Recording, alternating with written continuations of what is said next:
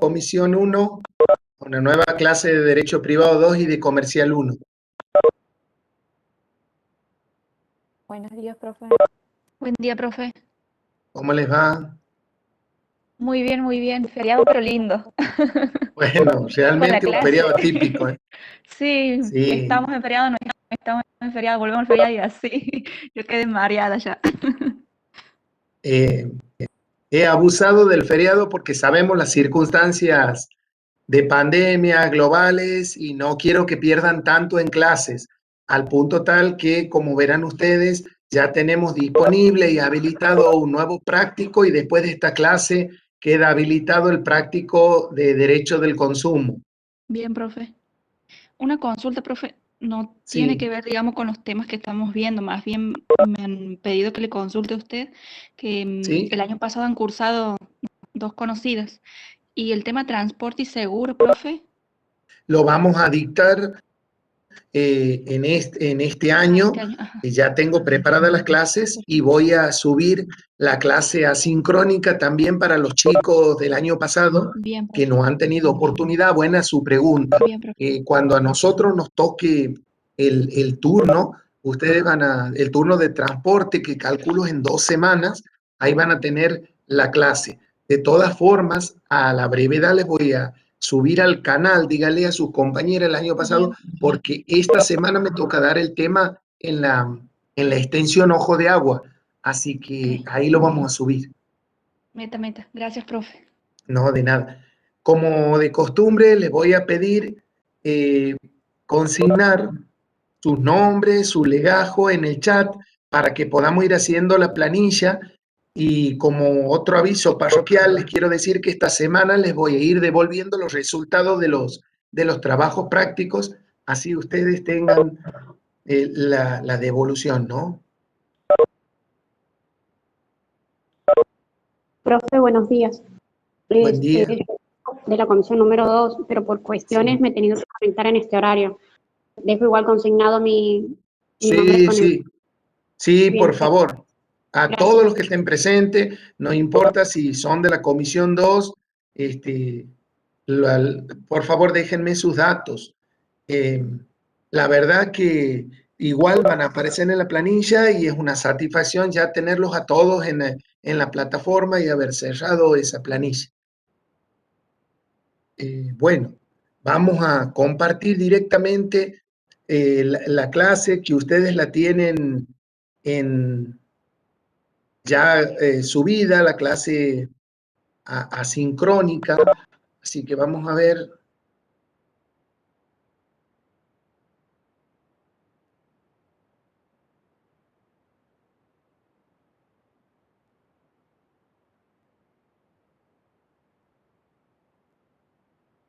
¿Alcanzan a ver contrato de consumo?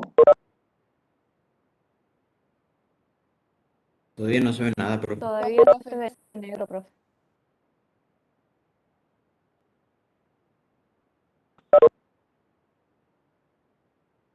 Vamos a ver qué está pasando.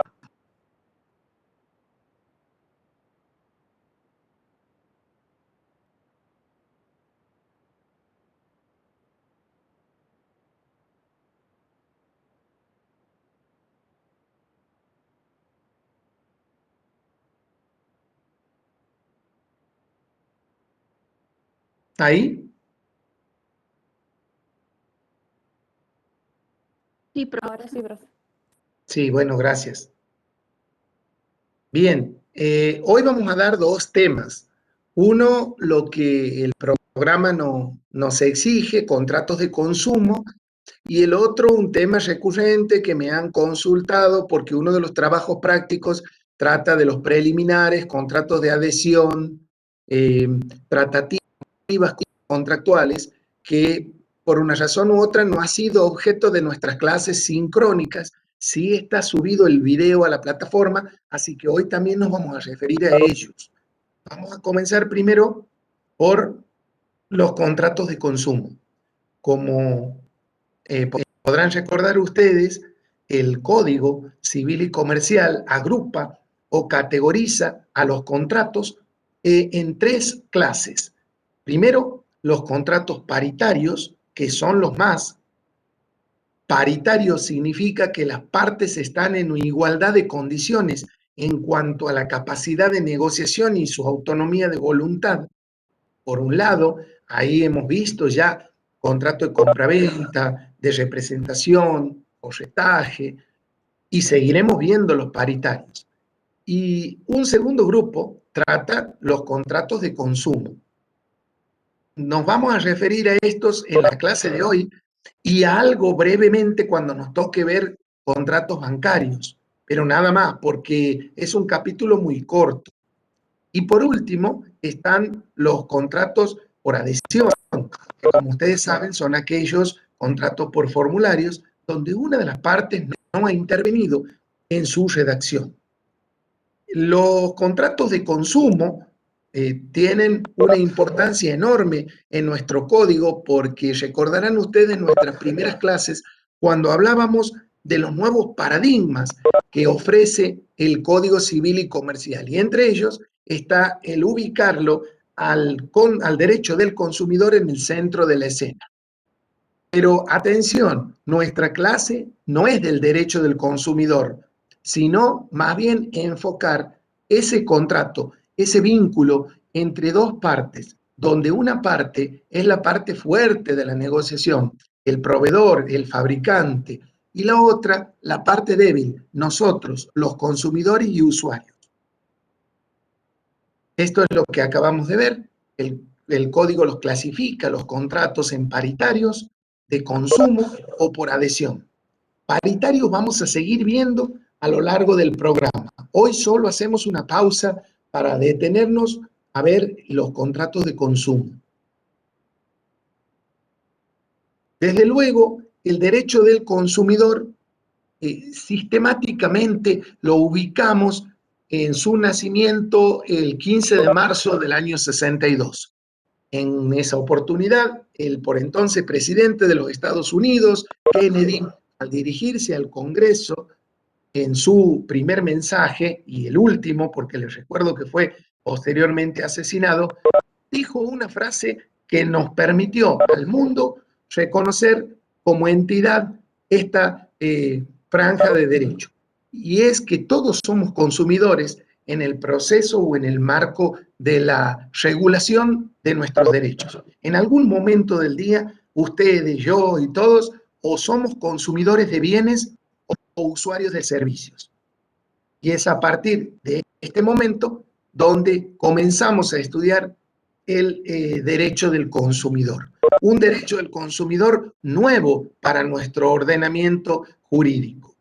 Y el consumidor, persona humana en este caso, o persona jurídica, es también un sujeto de derecho y tiene la categoría de tal reconocida por nuestro Código Civil y Comercial en el centro de la escena, por considerarse en la relación contractual una parte débil.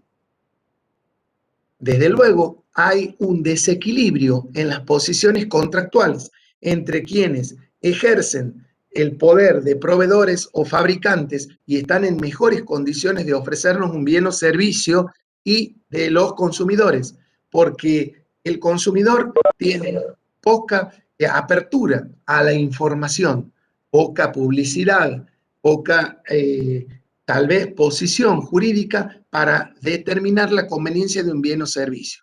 Y como ustedes bien saben, vivimos en una sociedad de consumo, vivimos en una sociedad donde tal vez tu aparato, tu celular, el video, el de tu notebook ya ha pasado de moda, y donde directamente lo que se nos manda es la necesidad de reformar todos nuestros bienes en pos de estar a la altura de una sociedad de consumo. Fíjense ustedes que en la República Argentina el tema ha sido tratado por la Constitución de la Nación Argentina, es decir, el derecho de los consumidores tiene rango constitucional. Ustedes lo vieron en la materia de derecho constitucional. Está reconocido en los artículos 43, 42, 41, 19, 18, 17, el derecho de los consumidores. Desde luego, además del reconocimiento constitucional, tenemos consagrado este derecho en una ley especial, la Ley de Defensa del Consumidor, que ha venido a reformar todo el sistema del por entonces vigente Código Civil, ya derogado. Pero la Ley de Defensa del Consumidor lo que plantea es una serie de situaciones en beneficio y en pro de los consumidores y usuarios. ¿Y qué vamos a encontrar en el Código Civil y Comercial de la Nación, al cual ustedes van a consultar y van a estudiar de aquí? El Código trata los contratos de consumo, que es un apéndice del derecho de la defensa del consumidor. Hoy no nos vamos a preocupar de la defensa del consumidor en sí mismo, sino de lo que ocurre con este contrato, donde una de las partes es el consumidor y la otra parte el proveedor. Entonces, vamos a dejar este derecho de la defensa del consumidor para ver el contrato de consumo. En este contrato vamos a ver qué significa consumidor, proveedor, procedimientos, transparencia, publicidad, abusos, situaciones de trato indigno y demás. Todo esto vamos a verlo ahora. Bien, al estudiar los contratos de consumo, tenemos que necesariamente situarnos en el concepto de las partes, en la relación que existe, diferencias y semejanzas entre los contratos de consumo y las relaciones de consumo, valga la redundancia. Desde luego, tenemos que preocuparnos en ver la interpretación de los contratos. ¿A qué llamamos relación de consumo? La relación de consumo es el vínculo entre un proveedor y un consumidor. Claro, ese vínculo está formado por distintos eslabones que van desde el fabricante hasta el consumidor. En la cadena de comercialización, desde el fabricante al consumidor, según el producto o el servicio de que se trate, pueden pasar diversos sujetos, diversos eslabones. No todo servicio o producto es como el mercado de la soda, que por ejemplo en Santiago del Estero hasta el día de hoy, del fabricante lleva al consumidor con un reparto de los sifones. En casi todos los otros, del fabricante se traslada al exportador, al importador, el otro puede haber un mayorista, un minorista, y recién llega al consumidor. En la relación de consumo hay una serie de derechos que vinculan al consumidor con todos estos sujetos de la cadena de comercialización. Mientras que el contrato de consumo vincula a dos partes. ¿Cómo es esto? Para que les quede bien claro. Si ustedes van en este momento al súper o a la despensa de la esquina a comprar cualquier producto, supongamos una botella de gaseosa, el contrato de consumo se ha celebrado entre ustedes, consumidores, y el súper o la despensa. Ese es el contrato de consumo. Pero de ello se deriva un vínculo que se llama relación de consumo entre ustedes, el dueño del súper, el mayorista al que no tienen oportunidad de conocer contractualmente hablando, el exportador y hasta el fabricante. Porque si esa bebida les produce un daño o está vencida, usted tiene la potestad de demandar solidariamente contra el dueño del supermercado, contra el mayorista, contra el distribuidor y hasta con el fabricante. Relación de consumo implica vincular todos los sujetos del eslabón hasta el consumidor. Es la diferencia con el contrato que vincula directamente a las partes. ¿Y quiénes son estas partes? El proveedor, el consumidor o usuario. ¿Es lo mismo consumidor o usuario? La ley le da un tratamiento similar, pero técnicamente hablar de consumidor implica hablar de todos aquellos que accedemos a los bienes, mientras que hablar de usuario nos relaciona a el uso de los servicios, por lo general servicios públicos. Cuando usted sube a un transporte público que hoy tenemos suspendido y contrata con el transporte público, usted es un usuario del transporte público. al encender la luz eléctrica, usted es un usuario del servicio de energía eléctrica. Mientras que cuando usted adquiere una cosa o un bien, es un consumidor. ¿A qué llama el código consumidor? Es importante porque el consumidor es una parte necesaria del contrato de consumo. El código sigue hablando en el tema del consumo de la persona física. No le dice ya persona humana como en toda la parte del código. Es la persona física y la novedad es que también le incluye como consumidor a la persona jurídica que adquiere o utiliza. Fíjense los verbos. Adquirir significa comprar o obtener bienes. Entonces, consumidores. Utilizar significa hacer uso de los servicios. No importa si usted ha adquirido bienes o servicios en forma gratuita u onerosa, ¿no es cierto? También es consumidor. Lo que sí importa para el concepto es que usted haya adquirido como destinatario final, es decir, como último escaño, como última instancia. Tampoco importa si usted ha adquirido el bien o servicio para su beneficio, para el de su grupo familiar o para la sociedad. Vamos a poner un ejemplo. ¿Qué es esto del destinatario final? Si usted me compra una madera para luego transformar la madera y armar una mesa de luz, usted no es consumidor. Usted está transformando ese bien que está comprando porque no le va a dar el destino final. Ahora, si usted compra una madera porque la va a utilizar como una repisa y no va a comercializar esto, usted es el destinatario final. Es necesario que sea destinatario final de lo que adquiere. No importa si el beneficio es para usted, si el beneficio es para su familia o puede ser para donarlo a una entidad de beneficencia. Entonces, el concepto lo tienen en pantalla, que es ni más ni menos el transcripto del código. Consumidor se llama aquella persona física o jurídica que adquiere o utiliza en forma gratuita o onerosa bienes y servicios como destinatario final en beneficio propio de su grupo o en beneficio social. Esta definición se las dejo para que ustedes la repitan, la estudien en su momento. La otra parte del contrato es el proveedor. Hablamos del contrato, ya hemos dejado la relación de consumo. Proveedor puede ser una persona física o una persona jurídica. No importa si actúa profesional o bien ocasionalmente. O puede ser una empresa productora de bienes o puede ser una persona prestadora de servicios. No importa si es pública o privada. Lo que importa es que esta persona humana o jurídica o empresa profesional u ocasionalmente tenga por objeto brindar la adquisición o uso y goce de bienes y servicios a los consumidores.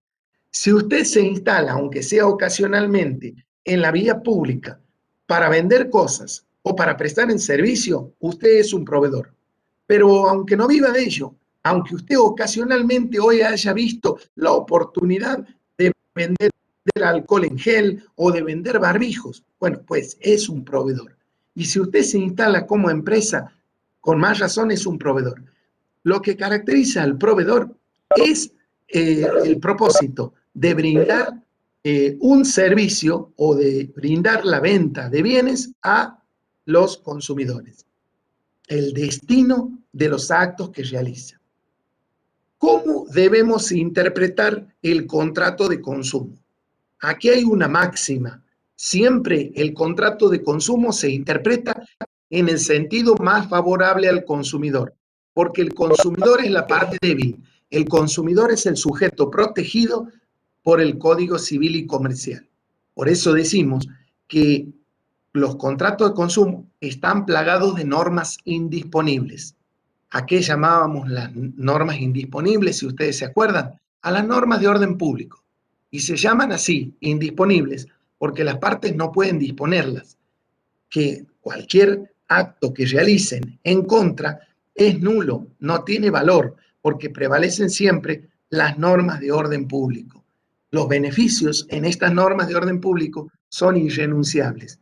Un consumidor no puede renunciar a sus derechos, así como tampoco podría renunciar un trabajador, porque las normas del derecho laboral son idénticas a las normas del derecho del consumidor, indisponibles, de orden público.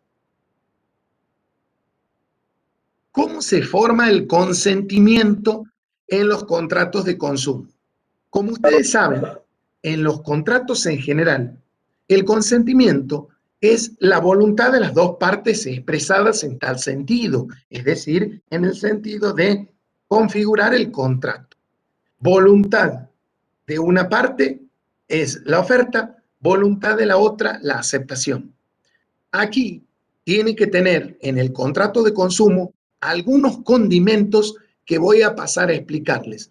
Por ejemplo, la libertad de contratar, el trato digno y el trato equitativo y no discriminatorio. Esto, que es nuevo para nosotros, reina en el derecho del consumidor y en los contratos del consumo. Sin alguno de estos elementos, la voluntad en el contrato de consumo estará viciada y la parte del consumidor podrá pedir la invalidez o nulidad o la restitución, en este caso, de la prestación. Vamos a ver de qué se trata. El trato digno. El trato digno implica no tener situaciones vergonzantes, vejatorias, intimidatorias, ¿no es cierto? Es como, por ejemplo, cuando nosotros en un transporte público recibimos un insulto, un maltrato, la falta de respeto de quien nos presta este servicio público. O como cuando vamos a comprar una prenda, nos sentimos avergonzados por cómo nos trata la persona que nos está vendiendo esa prenda. Situaciones que nos ponen en ridículo, situaciones que nos abochornan. Vamos a ver ahora, a continuación, un pequeño video sobre lo que nosotros tenemos que considerar como trato digno.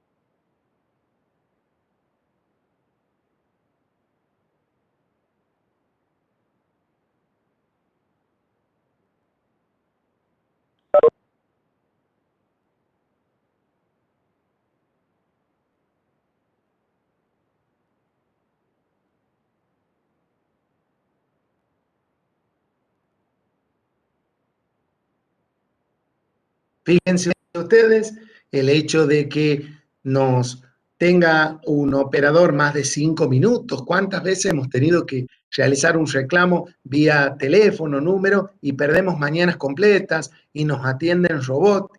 Y el trato digno es que nos atiendan personas, que nos solucionen el conflicto, o una fila por más de 30 minutos es realmente indigno, y nosotros ver hoy a los abuelos y en situaciones de pandemia esperando horas y horas y perdiendo días enteros y sin que se les solucione el conflicto. Todas estas circunstancias son de situaciones de trato digno, o cuando delante de todos te revisan el bolso o hacen algún cacheo vejatorio a la persona humana.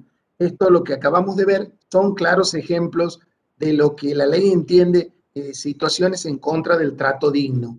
Fíjense ustedes, otra circunstancia es el trato equitativo que nos exige la ley y no discriminatorio. Aquí estamos viendo a nuestros abuelos haciendo filas, reclamando sus derechos detrás de un vallado con seguridad. Y a continuación voy a mostrarles un video que si bien no está doblado, pero ustedes podrán entender en las imágenes, en la contratación, lo que significa situaciones discriminatorias. El código por situaciones discriminatorias entiende a aquellas relacionadas principalmente con la nacionalidad y con la raza. Ustedes verán que no hay peor cuestión de indefensión en materia discriminatoria en el consumo que estar fuera de su país en cuanto al tema de la extranjería. Ahora vamos a ver un episodio breve para que ustedes tengan cabal ejemplo de lo que es una situación donde te discriminan, ¿no? Y una clara enseñanza al final que nos va a dejar sin palabras.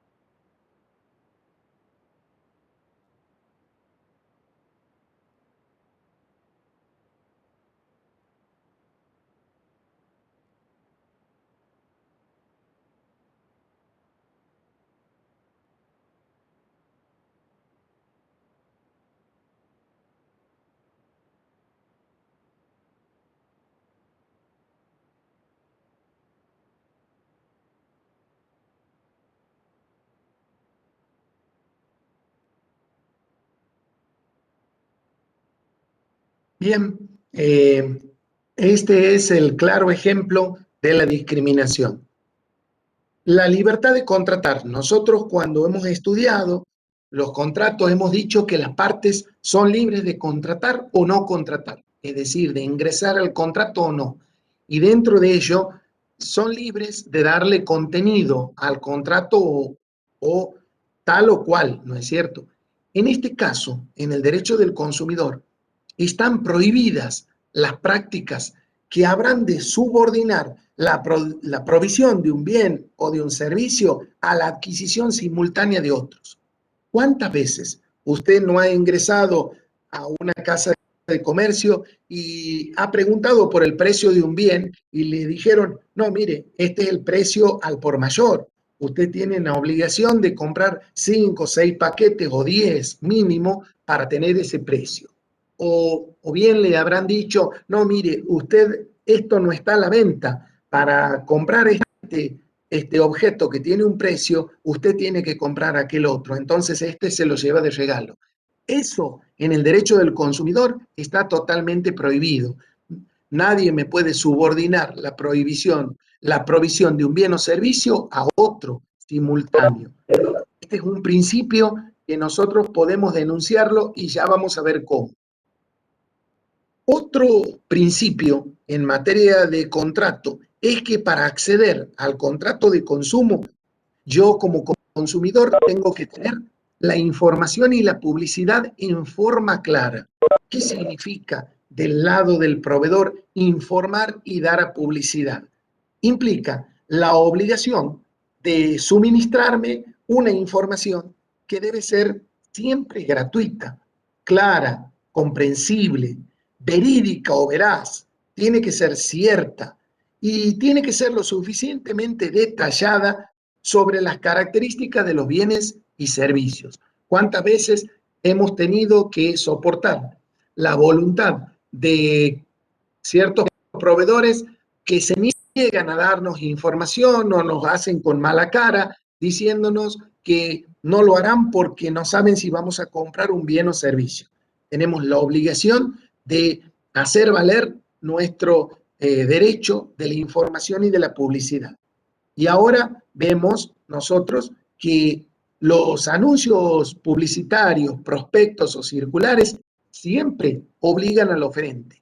¿Se acuerdan ustedes cuando estudiábamos la oferta en los contratos? Nosotros decíamos, la oferta a persona indeterminada no obliga al oferente, salvo en los contratos de consumo. En este caso, estudiando los contratos de consumo, siempre los anuncios publicitarios, los prospectos, las circulares, son dirigidas a persona indeterminada, son dirigidas al mercado, al consumidor. Por lo tanto, obligan al oferente. Las condiciones que usted tenga, el ejemplo de un fin de semana a pura oferta, un Black Friday, un cupón que usted encuentre en un periódico del día, obligan al proveedor. En materia de publicidad, está prohibida la publicidad falsa, aquella publicidad comparativa de los productos, aquella publicidad abusiva de los derechos del consumidor, aquella publicidad que discrimina al consumidor y aquella publicidad subliminal. Vamos a ver algunos de los ejemplos con estos gráficos y videos de lo que significa la prohibición.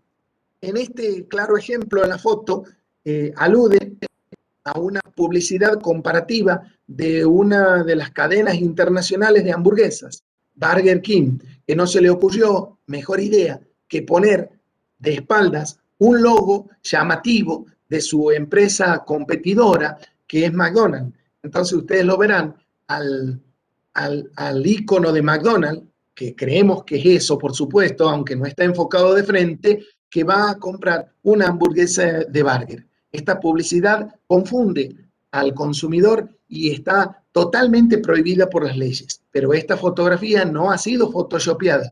Es una fotografía de una publicidad comparativa real que ha merecido en la comunidad internacional una sanción para Burger King. Publicidad que discrimina. Nosotros ya hemos visto que la discriminación es tendiente a situaciones de nacionalidad, raza, credo y demás. Ustedes van a ver en este video una publicidad de dos amigas. Al principio yo no entendía de qué trata la publicidad, porque ustedes van a ver un icono de una notebook, no se entiende muy bien. Después van a ver el icono de una cadena internacional de productos varios como Falabella, pero al final van a advertir ustedes que se trata de una publicidad de colchones donde en el ejemplo de la publicidad son compartidas por dos amigas y van a ver cómo una amiga la critica, la cataloga a la otra y el mensaje es, muy a pesar de descansar con mi amiga que tiene estas cualidades negativas, discriminatorias, el colchón nos aguanta ambas. Ya van a ver ustedes ahora en la publicidad.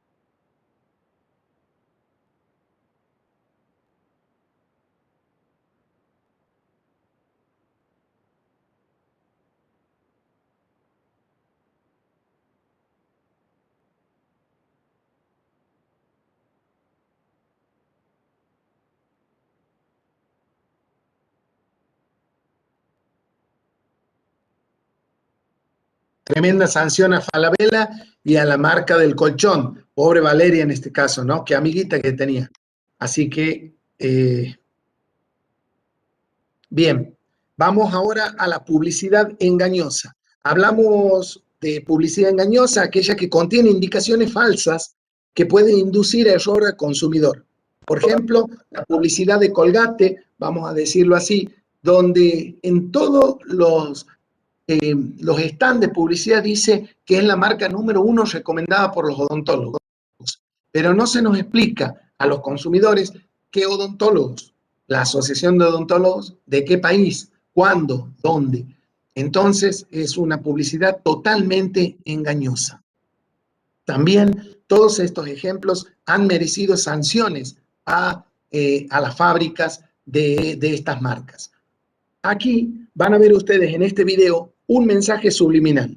La publicidad es de una marca muy conocida internacionalmente, una fábrica alemana de vehículos, donde estos que están haciendo estos niños, estos ruidos para comparar un auto con otro, y que ustedes ven, siempre gana el más grande, el que tiene más aguante, y da esa imagen de fortaleza a la marca que ustedes van a ver del vehículo. Esto engaña y es una publicidad subliminal por el tremendo daño a accidentes cerebrovasculares que se expone a menores a través de este tipo de juego o burla. Fíjense ustedes.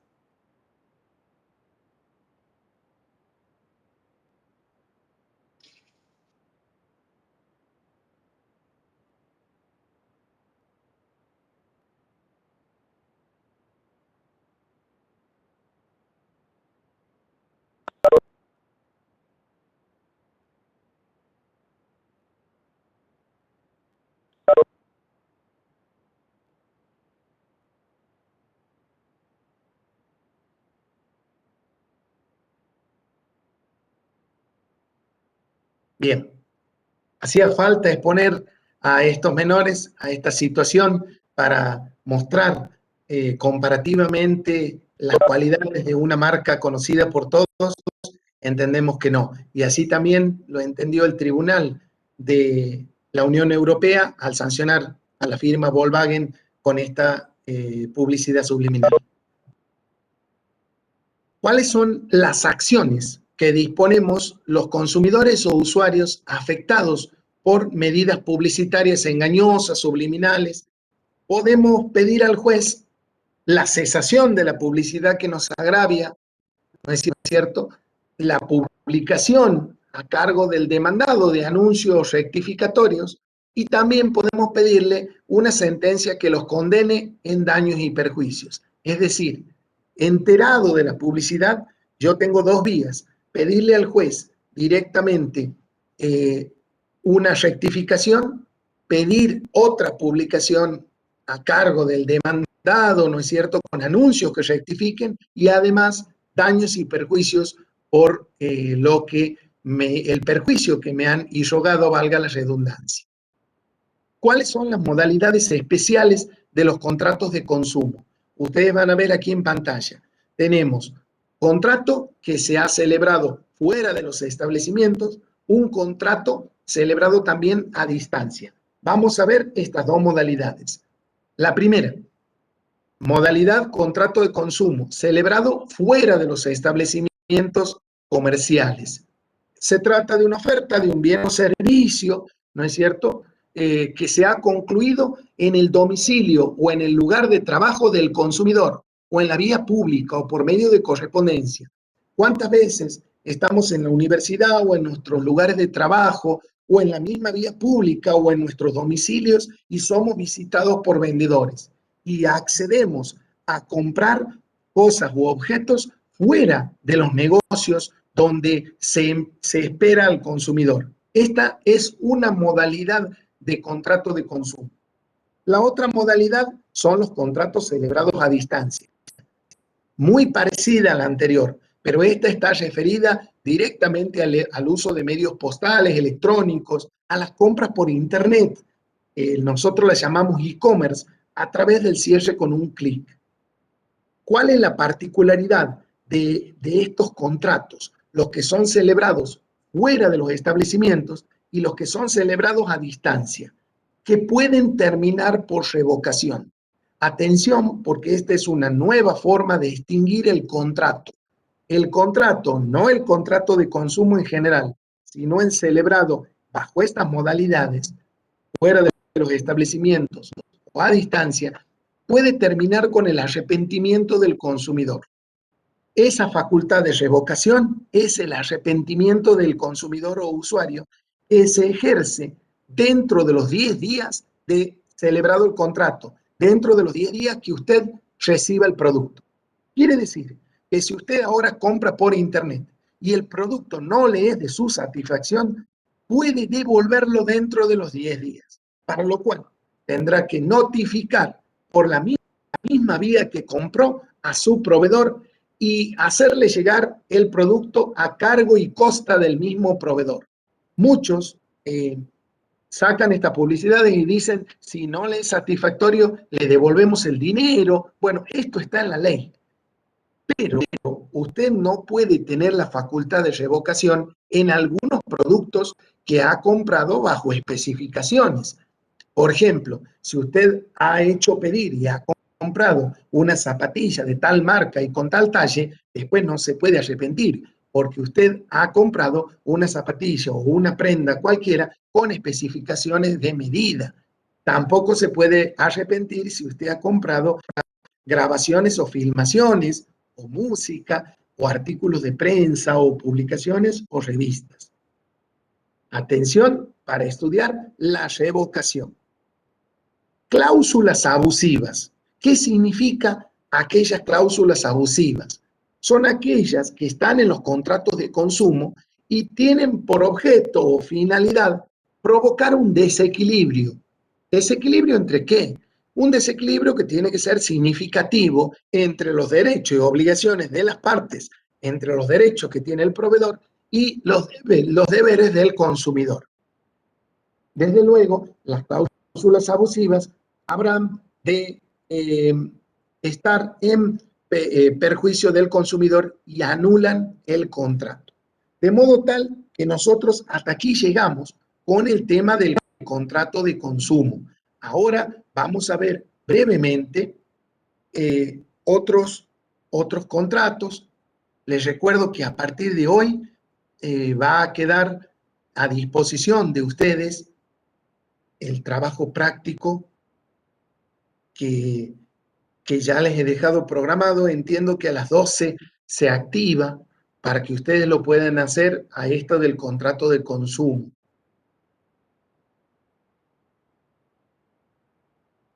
Brevemente, porque me lo han pedido y me parece razonable, vamos a ver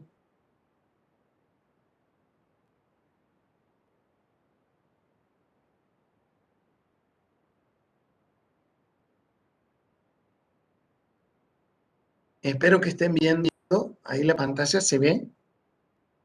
Sí, profe. Gracias. Miren, contratos por adhesión y a la vez vamos a ver tratativas contractuales, preliminares y pactos de referencia. Ante todo, les recuerdo que los contratos por adhesión constituyen la tercera categoría dentro de la que regula el código. Paritarios, de consumo, acabamos de verlo al de consumo y ahora vamos a los contratos por adhesión. ¿Dónde está la definición de los contratos por adhesión? En el mismísimo Código Civil y Comercial. La van a encontrar en el artículo 984. ¿Cómo se define? Como dijimos, es aquel contrato mediante el cual uno de los contratantes adhiere a las cláusulas que han sido puestas unilateralmente por la otra parte o por un tercero, y ese contratante no ha participado en su redacción. Por ejemplo, cuando nosotros vamos a un banco y queremos abrir una cuenta o una caja de ahorro, no participamos en redactar ese contrato. Nos presentan un formulario y nos condicionan a tómalo o déjalo. Entonces, estos son los contratos por adhesión o por formularios. Lo mismo cuando usted sube un transporte público, no puede negociar las condiciones, ya las tiene preestablecidas. y compra el pasaje o lo deja. ¿Cuáles son las cláusulas que nosotros vamos a ver en los contratos de adhesión? Cláusulas que son generales, cláusulas que son particulares y también veremos cláusulas que son abusivas. Cláusulas generales predispuestas tienen que ser autosuficientes, tienen que ser claras, completas, legibles, no pueden hacer reenvíos a otros textos o documentos que la otra parte no los puede ver. Estas son las condiciones de las cláusulas generales, comprensibles, claras, veraces y no hacer reenvíos. ¿Cuáles son las cláusulas particulares de los contratos por adhesión? Son aquellas que cuando se negocian individualmente amplían o limitan o restringen o interpretan una cláusula general. Hablamos de cláusulas particulares a aquellas entonces que nos ayudan a interpretar una cláusula general. Normas de interpretación como siempre. En caso de existir incompatibilidad entre las cláusulas generales y las cláusulas particulares, siempre van a prevalecer las particulares. Ahora bien, las cláusulas siempre se interpretan a favor de la parte que va a firmar el contrato y que no ha participado en la redacción. Por eso el código nos dice que se interpretan en sentido contrario a la parte predisponente. La parte predisponente es la parte que ha redactado el contrato. ¿Cuáles son las cláusulas abusivas en los contratos por adhesión? Aquellas que denaturalizan las obligaciones, aquellas que importan que vos, que vas a firmar el contrato, renuncies a algún derecho o que le demos más derechos al predisponente. Estas cláusulas abusivas están sujetos al control del juez, que pueden, en este caso, detectar la nulidad total o parcial del contrato. Puede venir un juez y decir, no, esta cláusula es abusiva y se tiene por no escrita. Vale el resto del contrato o bien lo invalida totalmente. Bien, esto es lo que nosotros entendemos por contrato de adhesión. Lo que tenemos que saber de adhesión es la definición, cláusulas, cuáles son las cláusulas generales, las particulares, cómo se interpreta, qué pasa con las abusivas. Esto es todo lo que exigimos que sepan de los contratos por adhesión. Es muy cortito. Ahora, muchos me preguntaron de las tratativas contractuales. Estas están reguladas en 4 artículos, del 990 al 993 del Código. ¿Y en qué consisten estas cláusulas? Consisten en, como su nombre lo indica, tratativas, conversaciones que habrán de gestar el contrato. Por eso hablamos de una responsabilidad precontractual. Se ubican antes del contrato, forman parte de negociaciones previas al contrato y generan obligaciones, información, confidencialidad entre las partes, custodia y restitución si es que usted en este proceso le ha entregado documento a las partes. A veces no es muy fácil llegar a los contratos. Se necesita lo que se llama conversaciones previas, se necesitará firmar una carta de intención, se necesitarán diligencias previas, lo que ustedes en los posgrados estudiarán bajo el nombre de due diligence, que significa, ¿no es cierto?, negociaciones previas para ver si yo voy a comprar una empresa, un fondo de comercio. Esto no es sencillo. En ese proceso de tratativas previas, lo que se hace es obtener información de las partes.